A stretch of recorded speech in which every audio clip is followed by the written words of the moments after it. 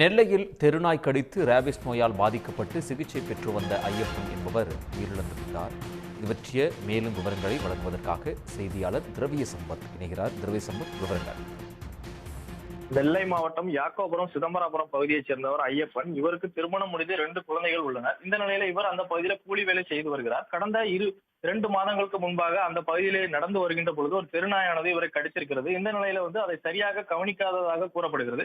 தொடர்ந்து இந்த வாலிபருக்கு உடல்நலம் மோசமான நிலை அடையக்கூடிய ஒரு நிலையை பார்க்க முடிந்தது. தொடர்ந்து அதற்கு சிகிச்சை பெறுவதற்காக கன்னியாகுமரி மாவட்டம் ஆசாரிப்பள்ளம் அரசு மருத்துவமனையிலே அனுமதிக்கப்பட்டிருக்கிறார். அங்கு அவரை பரிசோதித்த டாக்டர்கள் அவருக்கு ரேபிஸ் பாதிப்பு இருப்பதை கண்டுபிடித்துள்ளனர். தொடர்ந்து அவருக்கு தீவிர சிகிச்சை அளிக்கப்பட்ட நிலையில் அங்க சிகிச்சை அளிக்க வந்திருந்த ஒரு 2 டாக்டர்களையும் அவர் தாக்கியதாக கூறப்படுகிறது. இதனைத் தொடர்ந்து ரேபிஸ் பாதிப்பு அதிகரித்த நிலையில் அவர் தற்போது இறந்திருக்கிறார். இந்த தெருநாய் கடித்து இந்த ஐயப்பன் என்ற வாலிபர் தற்போது நெல்லை மாவட்டத்தில் இறந்திருப்பது அதிர்ச்சியை ஏற்படுத்தி இருக்கிறது. இதனைத் தொடர்ந்து தெருநாய் பிரச்சனையை உடனடியாக தீர்வு காண வேண்டும் எனவும் பொதுமக்கள் கோரிக்கை விடுத்திருக்கிறார்கள்.